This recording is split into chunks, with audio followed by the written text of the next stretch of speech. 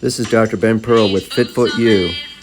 Today, we're going to be talking to Dr. Patrick Agnew, podiatrist. He's going to be talking to us about kids' foot deformities, in-toeing, tiptoe walking, and other things.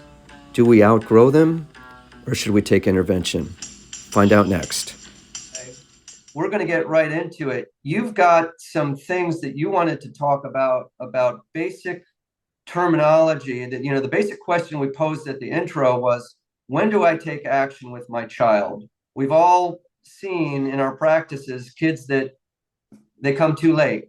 But before we even get to that, let's update the clarity of terminology that you referenced to me. One of the things that Dr. Ganley emphasized during my training was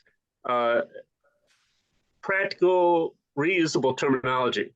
We often hear things like internal torsion, eversion, inversion, retroversion, antiversion, and I think it can get confusing and impractical and lead to some mistakes in communicating between professionals and even with our patients.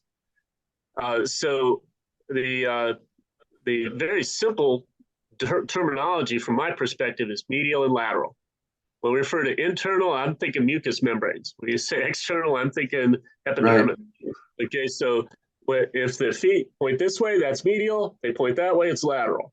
Simple as that. And then we can break down, is it in the foot? Is it in the leg? Is it in the thigh? All three. The problem is it's difficult to do accurate research on children. No mother wants her child to be in a control group.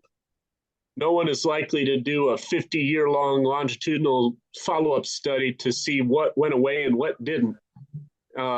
Certainly Dr. Lynn Staley and his group up in Seattle, he's retired now, and his disciples are still kicking around, collected a lot of data on young children and infants.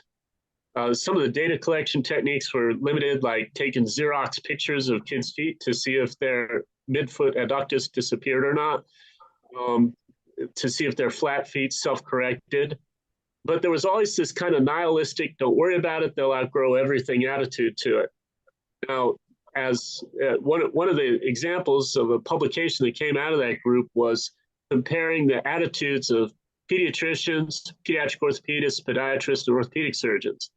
And they found correlation between the pediatricians and the pediatric orthopedists, and also correlation between the podiatrists and the orthopedic surgeons. The pediatricians and pediatric orthopedists thought pretty much everything is outgrown. The podiatrists and orthopedic surgeons said, no, it's not, because every day we see people of all ages, and we see adults that still have midfoot adduction, that still have tibial torsion,